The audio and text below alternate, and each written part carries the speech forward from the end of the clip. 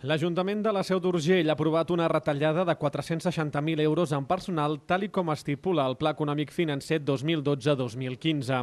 La retallada es porta a terme amb l'acord per unanimitat de l'Assemblea de Treballadors de l'Ajuntament, que ha acceptat que les jubilacions dels pròxims 3 anys no es cobreixin, així com la mobilitat interna dels treballadors, alguns dels quals perdran categoria i sou. Evidentment, darrere cada decisió hi ha persones, hi ha famílies i, per tant, calia fer una feina sèria, rigorosa, i crec que és el que hem fet.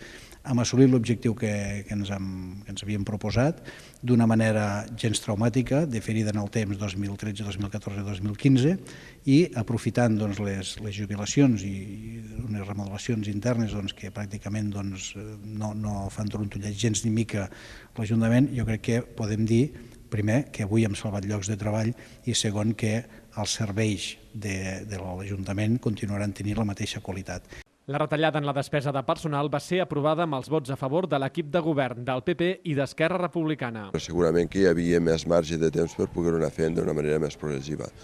Per tant, és un acord que per mi arriba una mica tard, però arriba, i arriba perquè ha d'arribar perquè no hi ha més sortida per mantenir la sostenibilitat econòmica de l'Ajuntament. Avui l'únic que fèiem nosaltres aquí era ratificar un preacord que ja tenien els treballadors o els representants dels treballadors de l'Ajuntament amb el propi Ajuntament. Per la seva banda, des de Progrés es va optar per l'abstenció, per respectar l'acord amb els treballadors, però es va denunciar els problemes estructurals de l'Ajuntament. Hi ha un problema estructural molt important a l'Ajuntament, que tot i que la gent paga el doble d'IBI del que pagava fa 10 anys, per tant, de dir que la gent paga molts més impostos, i tot i això no n'hi ha prou per pagar la factura del funcionament de l'Ajuntament. La gent té la percepció de que l'Ajuntament no funciona, molts treballadors tenen la percepció de que l'Ajuntament no funciona, i des de l'oposició, gairebé tota l'oposició, tenim la percepció de que l'Ajuntament no funciona, de que cal un canvi. L'únic grup que va votar en contra de la retallada va ser Iniciativa. Cada vegada estic més convençut